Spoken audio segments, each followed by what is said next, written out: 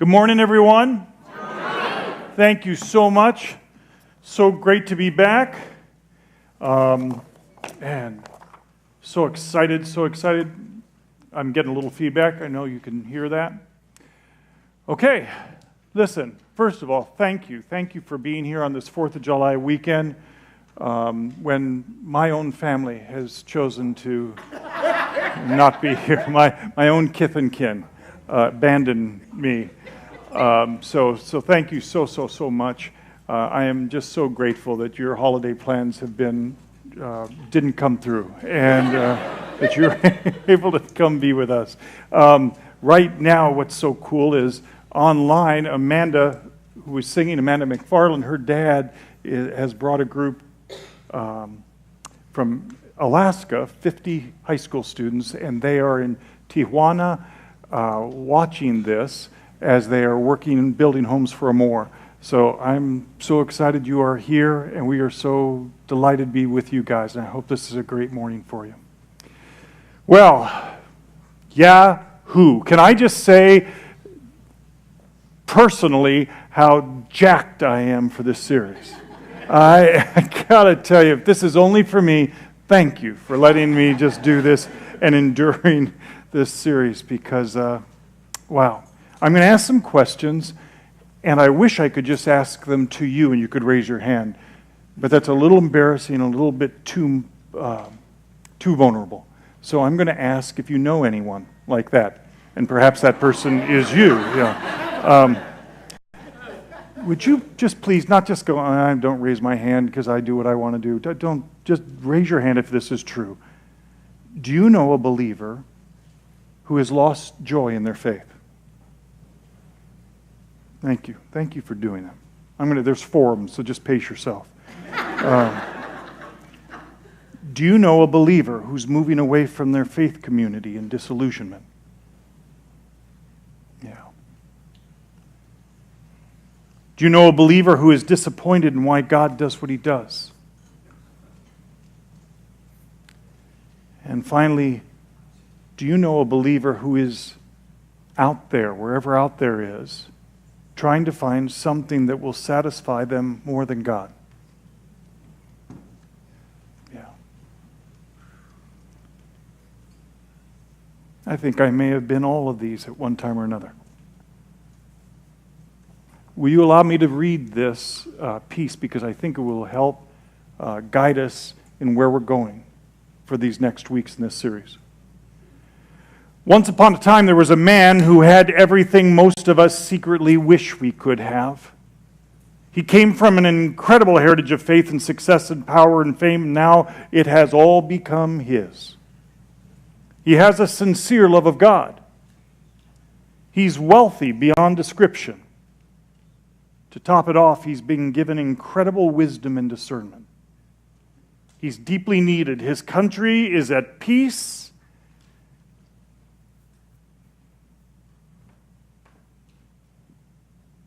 And then, I don't know, time passes, and gradually, imperceptibly, something happens in the heart of this good man. He gets disillusioned. He gets frustrated and resentful at how unfair life is and how it all works or doesn't work. Instead of entrusting himself even more to God, this man pulls away and begins to depend upon his own reasoning more and more. And more, he's trusting himself. Because of his incredible wisdom and knowledge, it takes a long time before anyone can tell it's happening, and by then it's too late.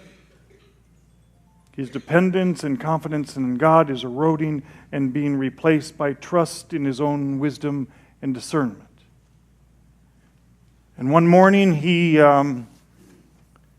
walks out onto the balcony of the palace overlooking a land belonging entirely to him. And he thinks these words: God, hey, so I don't think you understand me. I don't think you really know how to run this world right, if we're being honest. For I have all of this, and yet I am frustrated and resentful full and I am empty and bored and largely unfulfilled. I don't think you're willing to help me enjoy what I have. I don't even know if you know how to give me joy. I don't think you care enough about me. I don't think you're able to handle me. And I am coming to wonder if, after all, you really even are what I truly want out of life. I'm tired of denying it to myself in the name of religious obedience. So, okay, I will still go through the forums and appearances. I'll wave to the crowds. I'll still honor you as maker of the world. But from this day forward, I will discover by my wisdom and my reasoning what will make me happy. You have not fulfilled me. You have not brought me enough happiness. You are way too much work. You're always trying to teach me something. And I'm tired of being taught, and I'm tired of needing, I'm tired of asking, I'm tired of being dependent. I own every created thing for as far as I can see, but I've not yet made it work for me.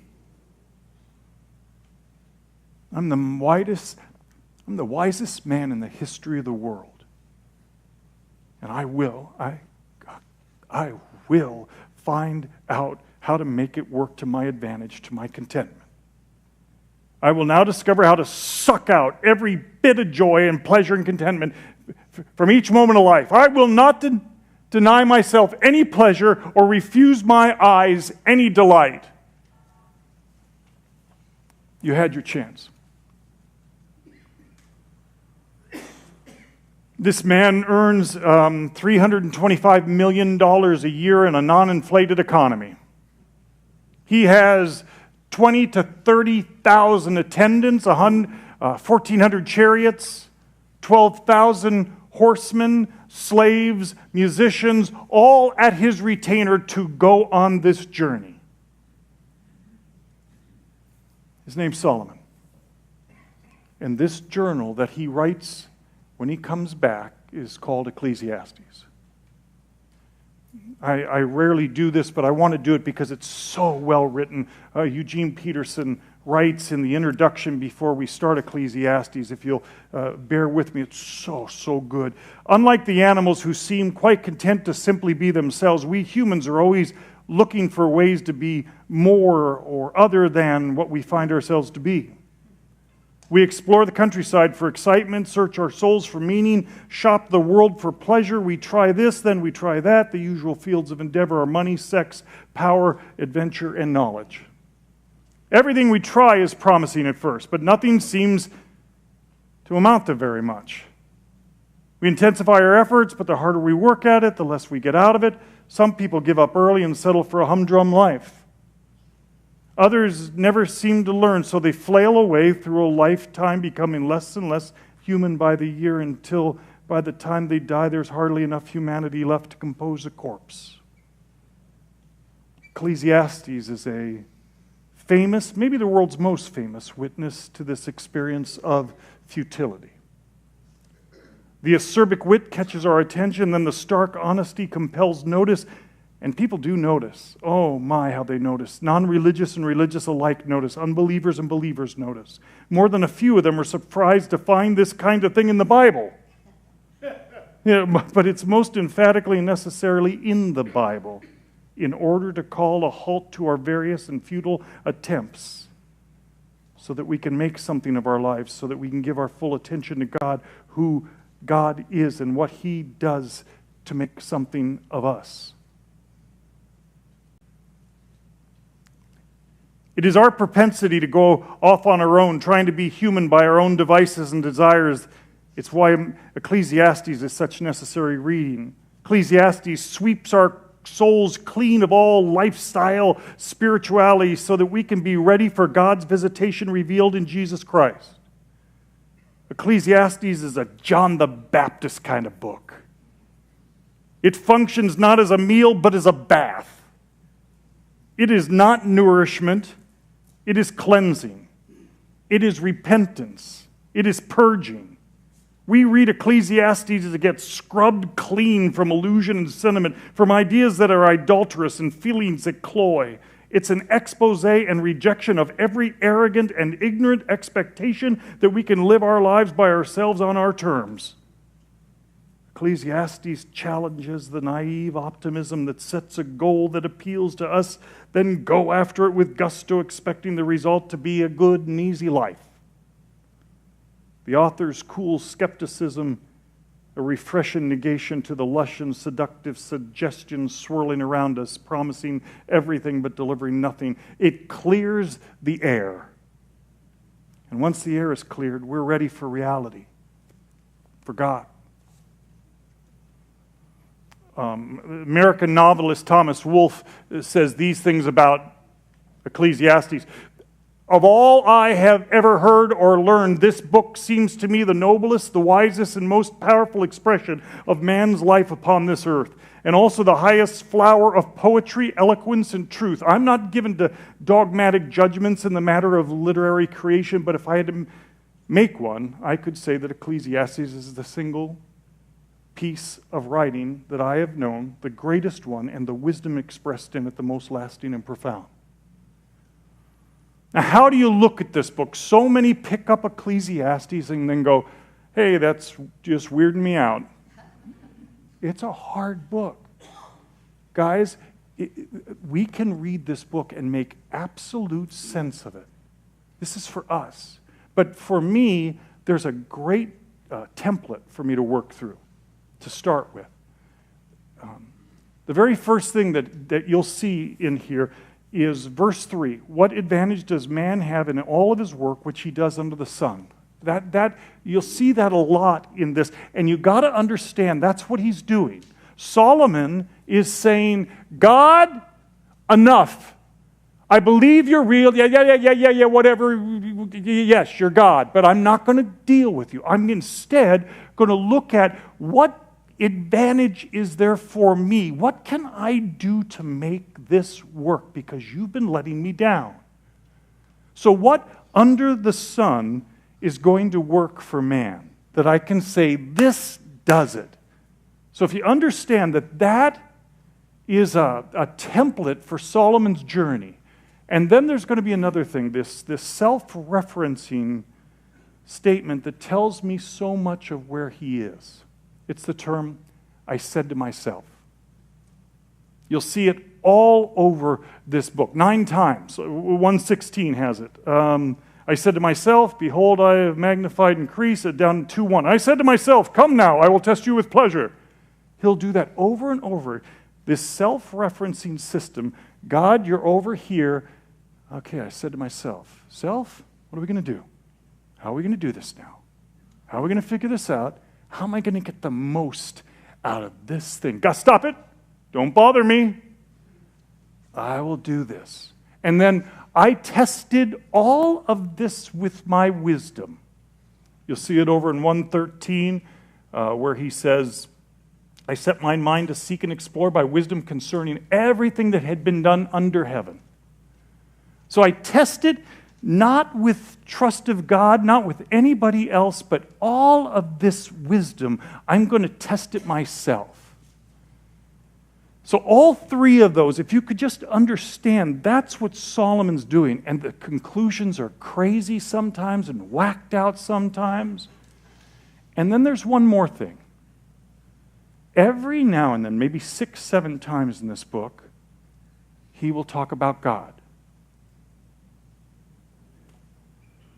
After all that he put him on the shelf, Solomon, for a moment, will say, oh yeah. Can I tell you the sad truth? Because I didn't want this to be true. Nothing can bring me joy or anything else except as a gift from God. Doggone it. I tried everything, you guys. And he'll come to that realization, just like he'll shake his head and get it for a moment. Then he'll go back again to some nonsense. But he, for a moment, will just get it. The best way for me to look at it is I love what we've done with this series Life Worth Living, and we kind of see a tapestry. It says Ecclesiastes, And if you could just imagine, most of this book, Solomon is underneath the tapestry, looking at these jangled threads. It's all around him. Nothing makes sense. It all looks stupid. There's no order. There's just random colors, just like a really good tapestry would look if you just looked from under it. And that's where Solomon spends most of this book. He can't figure it out. But every now and then, God puts him on top of it, and he looks down and sees the full order of this life and this universe and everything. And for a moment it makes sense to him, and he says, it's all God, you guys. It's all God. He's the only one who can make sense of it. So if you could get that visual picture of this, most of this book, he's in the weeds of all these tangled, gnarled threads, and about 7 times, and when they come, they are so profound, he'll get on top of it. Does that template help? Thank you. That's for me. I have to see that, or it makes no sense to me at all. So we're about to enter the journey of one who tries to out every fantasy and secret ambition that we might secretly imagine. And God picks the perfect one because this cat has the capacity to try everything. And nothing's held back. And so every longing we feel denied by God that if we had it, it would make our life work, he stumbles back home years later, defeated, dejected, broken, jaded, empty, alone, and says, save your Uber fare. It ain't going to work.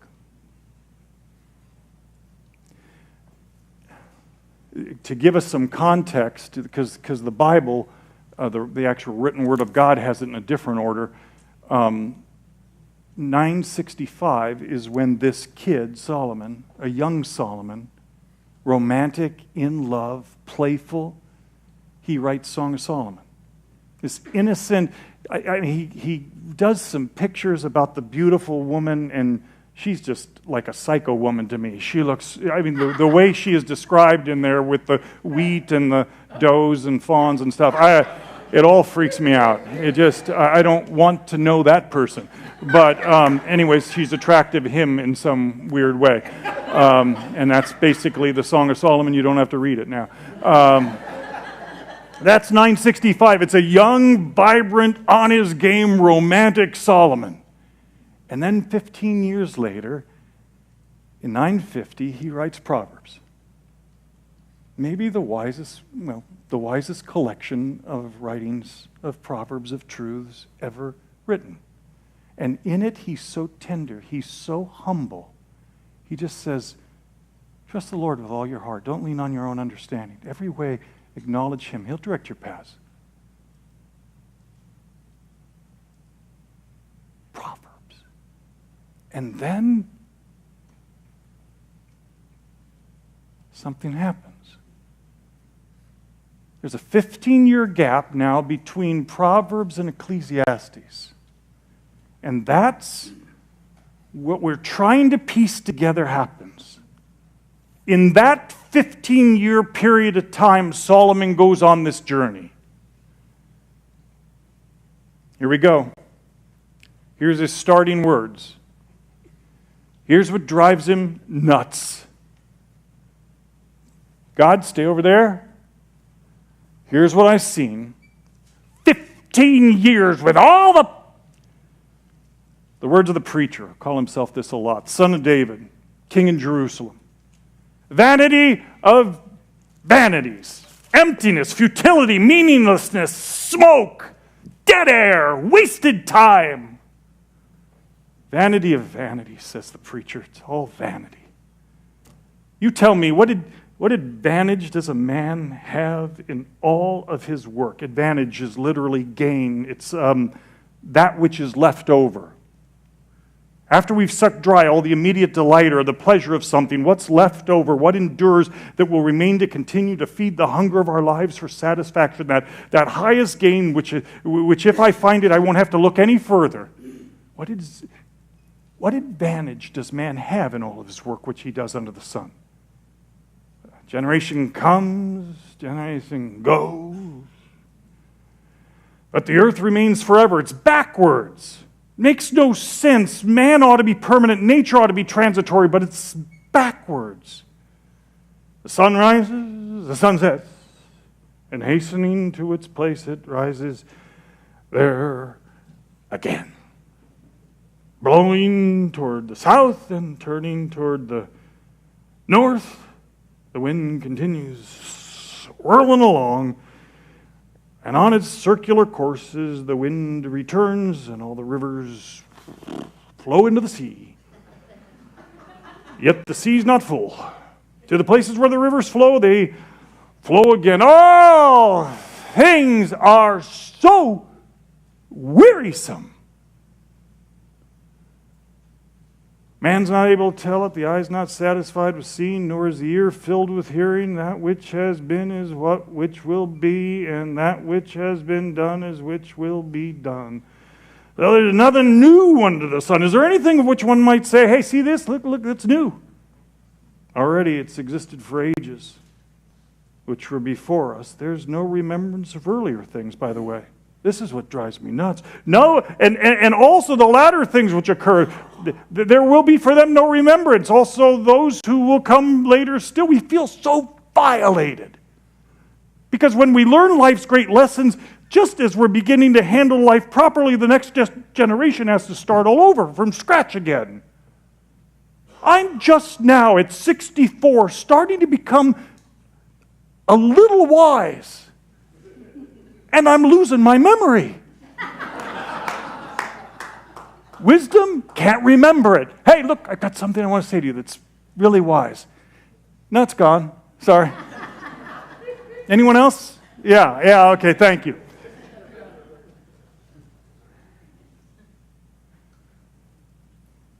Faith is neither static nor earned from the past.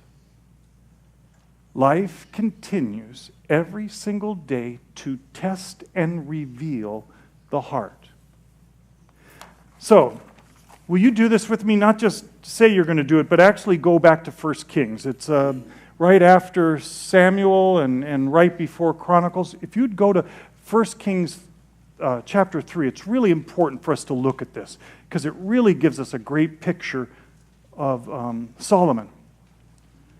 So, chapter 3, verse 3, chapter 3 in 1 Kings, really powerful. This is when Solomon's rule is being consolidated and God's giving them the authority over the kingdom. And it's powerful to see what it says. Now, verse 3, Solomon loved the Lord. He loved the Lord. That means he loved the Lord. He knew the Lord's love. And he walked in the statutes of his father David. Then it says, too, that not just did he love the Lord, he had a humble heart. This guy who has now been given authority over God's people just says, oh, please, God, make me a good man. Please let me be able to shepherd these people well. He says down in verse 8, your servant is in the midst of your people, which you have chosen, a great people which are too many to be numbered or counted. So give your servant, please, an understanding heart to judge your people, to discern between good and evil. Oh, I want to love them. I want to protect them well. For who's able to judge this great people of yours? So that's Solomon's request of God, and then God gives an answer back to Solomon.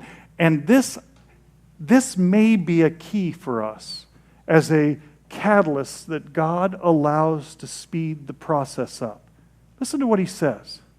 God says down in verse 12, well, behold, I have done according to your words. Behold, I have given you a wise and discerning heart, so that there has been no one like you before, and no one shall arise like you again.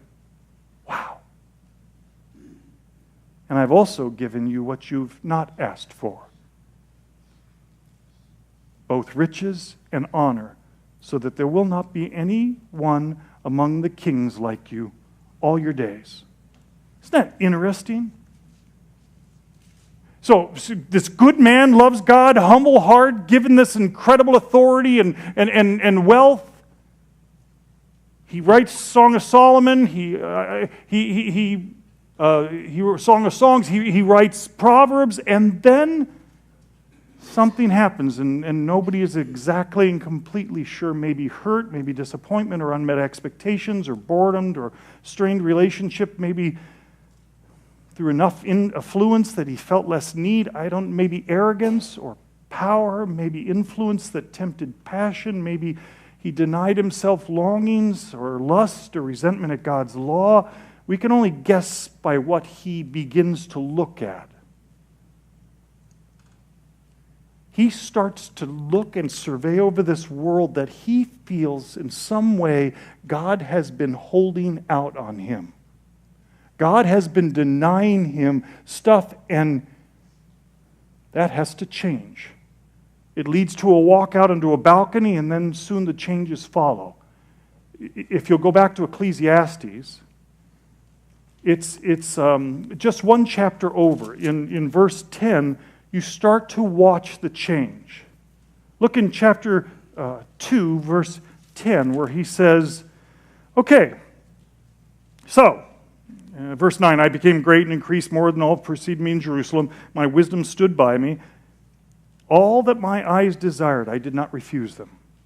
I did not withhold my heart from any pleasure, for my heart was pleased because of all my labor.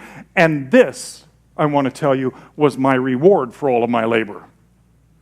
So he's starting to say, I deserve this. What I'm doing, I deserve. Either because of my hard work or self-denials or dishonor or hurt or pain, and soon it will bear fruit.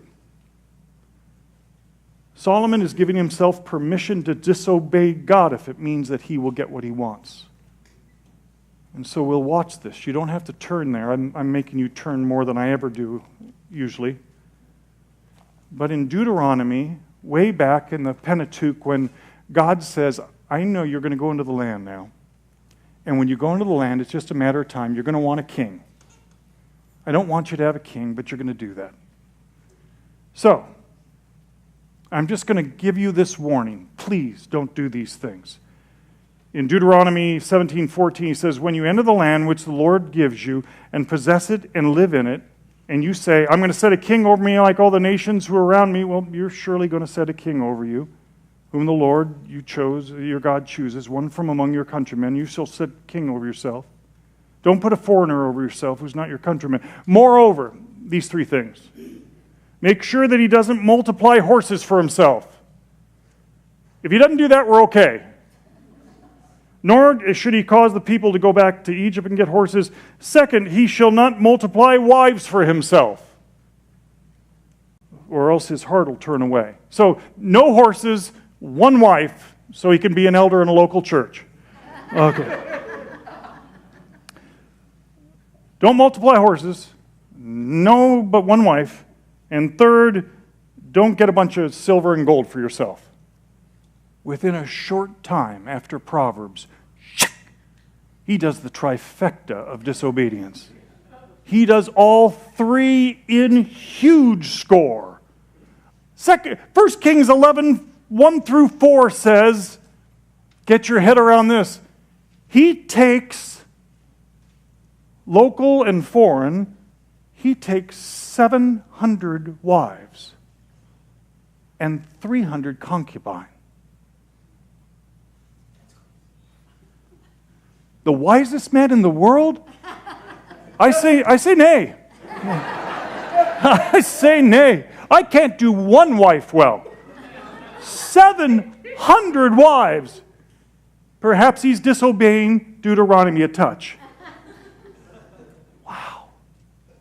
How can this good, humble man disobey? How do we give ourselves permission? What happens? Well, this is our best shot by kind of coalescing a lot of Scripture But maybe it starts with believing, God, you're not fair. You don't care, you're not able, you don't seem to satisfy, maybe you're angry. And then once that's true, well, then you give yourself a self-entitlement. I'm tired of being the bad kid. I get to do this. Then you convince yourself that you deserve it. Then you give yourself silent permission. And from there, a number of wrong roads can release my self-serving, self-protective, selfish choices. For Solomon, it was women, clearly.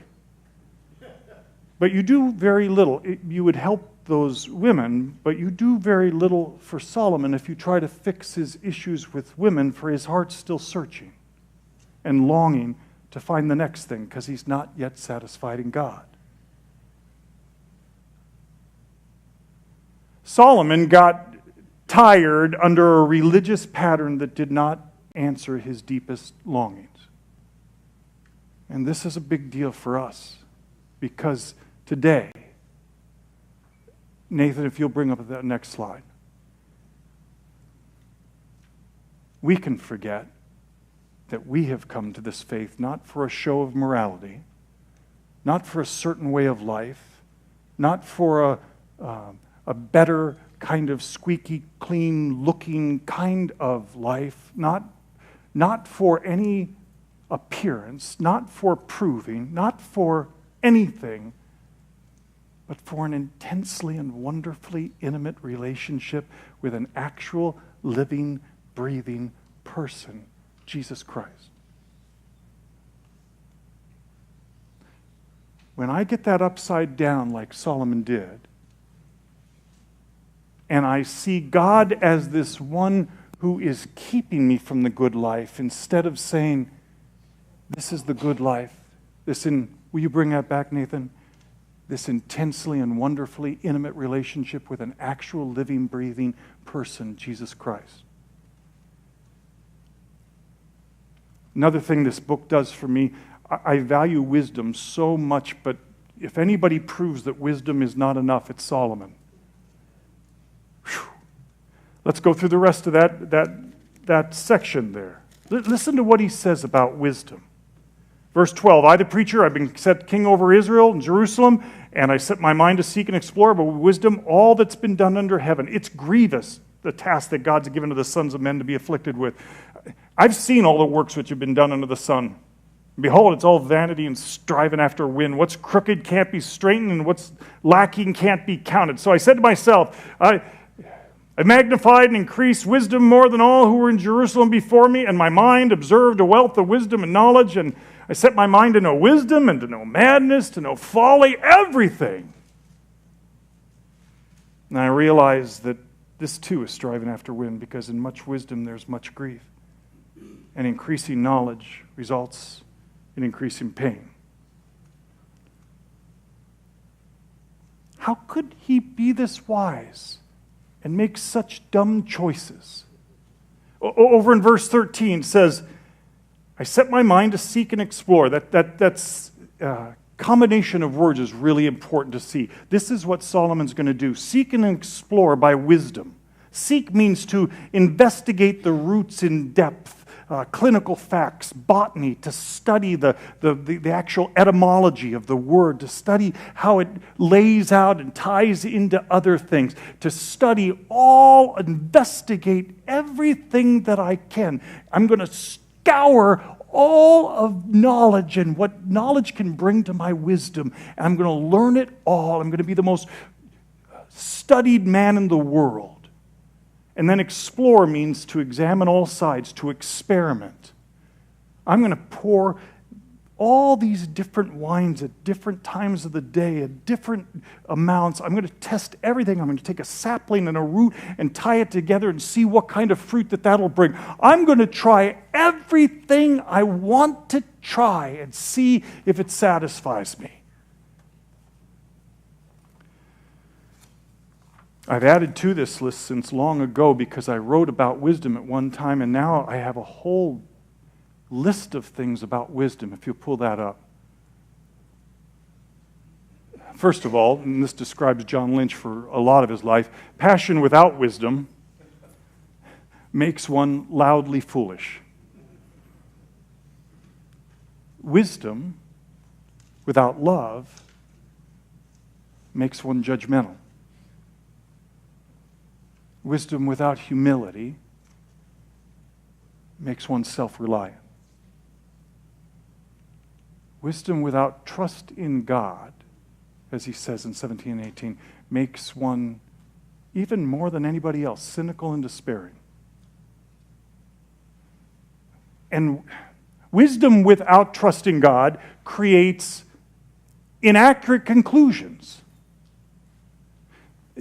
See, wisdom can only be wise in what it trusts. Wisdom without trust allows for an accurate description, but a grossly inaccurate conclusion. Throughout this book, you're going to read so many accurate observations and crazy conclusions. I mean, all things are wearisome, he says. Really? All things are wearisome? Really? Have you tried like a certain combination of ice creams together? Those don't weary me out. No matter how much I get it, they're not wearisome. 14, he says, everything's vanity, striving after wind. 2:17, he says, I hated life, for the work which has been done under the sun was grievous. Everything's futility and striving after wind. 4:2 and 3, this is a happy little thing that you could have in your daily devotionals. So I congratulated the dead who are already dead, more than the living who are still living. But better off than both of them is the one who has never existed, who has never seen the evil activity done under the sun. Kumbaya. What? Wisdom that gives an accurate description, but an inaccurate conclusion. If you want to know what my best friends and family and people who know me best say about me, one of the things that they say about me, sometimes more loudly than at other times, they would say something like this. John, you often see with uncommon discernment and clarity, but your shame and insecurity issues then can cause you to make some really nutty conclusions. Yeah. Wisdom without trust brings a lot of grief because you see more clearly than most, but it brings fatalistic, jaded despair, cynical, hopeless, dry defeat, like he says in 17 and 18. So Solomon now, first of all, he knows he's wiser than anybody. And so Solomon will become a closed system now, a self-referencing system. I said to myself, self, we're going to go this alone. Self, what are we going to do next? Self, Solomon, old buddy, wisest man around. Hey, stop it, I'm not talking to you. What are we going to do? He will become a self-referencing system. The problem with that is it works against wisdom. Humility is trusting God and others with you. Humility, it fosters trust. And trust then develops wisdom, which frees love, wisdom with love and hope and perspective and truth.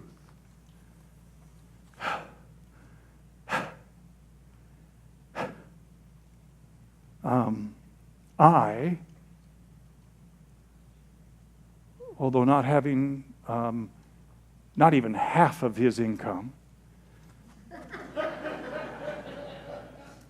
I went on this journey for several years. And I almost didn't make it back home. And the thing is, you couldn't see it because I didn't want you to see it. But I got sick.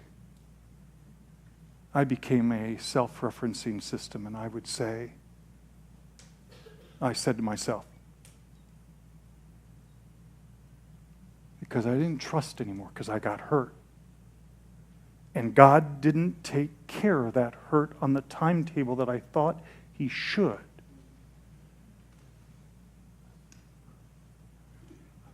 For 3 years, maybe longer, maybe somewhere in there, I kept saying to myself, I got to do this. I got to figure this out.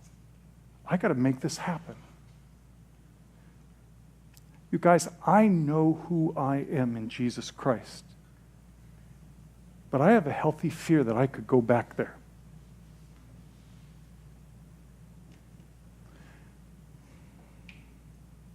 So I've now chosen, sometimes more than others, to let others in. Because as Mike Elias says, my head is a bad neighborhood.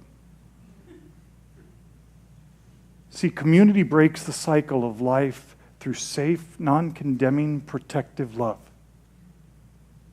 I'm reading, Ed Underwood loaned it to me, the letters to Mark about Jesus from Henri Nouwen. He says, a real friend isn't someone who can solve all your problems or who has an answer to every question. A real friend is someone who doesn't walk off when there are no solutions or answers, but sticks by you and remains faithful to you. It often turns out that the one who gives us the most comfort is not the person who says, hey, you should do this or say that or go there, but the one who, even if there is no good advice to give, says, whatever happens, I'm your friend.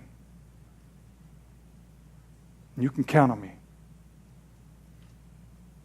And the older you become, the more you discover that your joy and happiness depends on such friendships. The great secret of life is that suffering, which often seems so unbearable, can become, through compassion, a source of new life and new hope.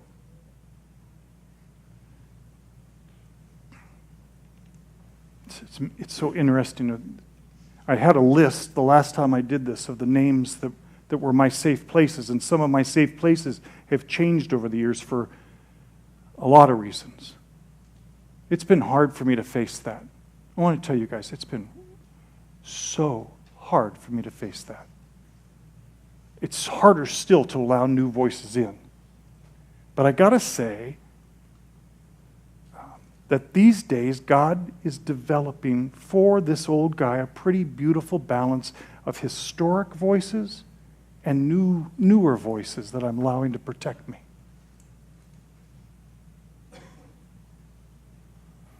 Can I just tell you what's so true about me? I don't want to be needy. I don't want to be vulnerable. I don't want to be that guy. I don't want to be the guy who's talked about. I don't want to be the guy who has that stuff. I don't want to be needful of you. But if I don't, I won't get loved. And I won't get protected. And I won't get my wrong conclusions challenged. And I won't get brought home. So I need you. I desperately need you. We desperately need each other. It's why we have to figure out to make small groups work and to make small environments. We have to not just show up on Sunday or it won't work, this place. We have to be able to do that. It's a place so safe where the worst of me can be known. Because this isn't static and it's not a game. So, some of us have, right in this room, and we can't even see it, because I had done it and you didn't see it. Some of us have already packed our bags. Some of us just can't remember why we stay.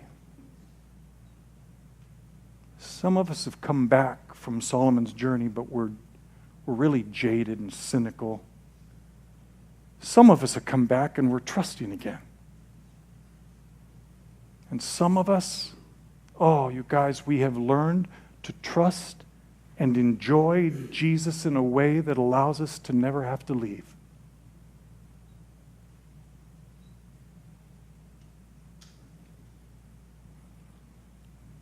Would you consider this for me? What if we did something in this series? What if we kept a journal? What if we actually got a journal? You got one, you went to some conference, some health conference, and they give you a really nice leather, but it's got their name written across and you never used it, and you just sat there. Go find that. Or go to a thrift store, find a cool-looking journal that feels real comfortable to you. And would you go through this series and just write down the things that you might never say? God, I'm feeling this right now. I'm going through this.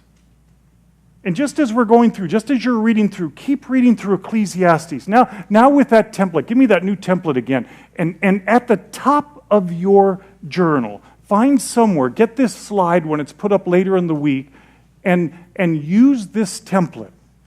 Am I right now looking at life just under the sun? God, stay over there. No.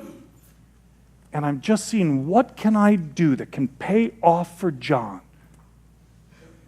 And so that's a great template to be able to ask yourself. Or am I doing that again as I did in that 3-year period of time? I was saying to myself, I was a self-referencing system. I was self-protective. Still can be. Am I doing that again? Am I saying just to myself, am I not letting anyone in? Is this all just John talking to John? And then that third one, am I doing that again? Have I tested all this with wisdom? I know better than everybody else. My wisdom has to reign supreme. So ask yourself all the time, give yourself permission as you're reading through this, writing in a journal those honest thoughts. Yeah, I'm there again. I'm in those threads again, underneath. I'm underneath the tapestry, and I can't see clearly, and I'm blaming God for not doing it right, and everything doesn't make order. There's no sense. There's no rhyme to it. It's all ridiculous feeling. Oh God, could I call out, God, let me see from on top of the tapestry. Shh. Oh. God, you are so good. You make no mistakes. You're not playing me. You have a beautiful purpose for my life. You have wonderful order that you're bringing to this thing that can feel like chaos. Oh God, I see it today. That template, you guys, would be a beautiful way to walk through this series.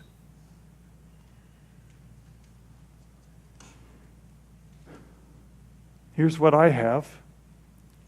Some of you don't. Some of you just walked in this room and it's brand new to you, and it's okay. Just keep coming. I love that we're going through Ecclesiastes. For someone who is just starting their faith journey, Ecclesiastes is so honest. I love that we're in it. But while Stu teaches, when Caleb teaches, when Clint teaches, you know what's true about us that's different than Solomon? The day of Pentecost. We have the indwelling Jesus Christ, who all the time says, I love you. I know who you are, and there's no condemnation. And you don't have to run. You are so precious to me. There's no ever time when you don't have everything of me. I've got you. I'm not up here and you're down here. We're fused together. Oh, kid, you don't have to run. I have this life of us together that is all you've ever wanted. It's all you've been looking for. And I can give meaning to everything, to your children, to everything you taste and touch, and all the things that you work at and give your life to. I can bring, as a gift, I can bring joy to you. We have that Solomon didn't have. Guys, this is going to be an incredibly beautiful, reconfirming, and sometimes reevaluating journey.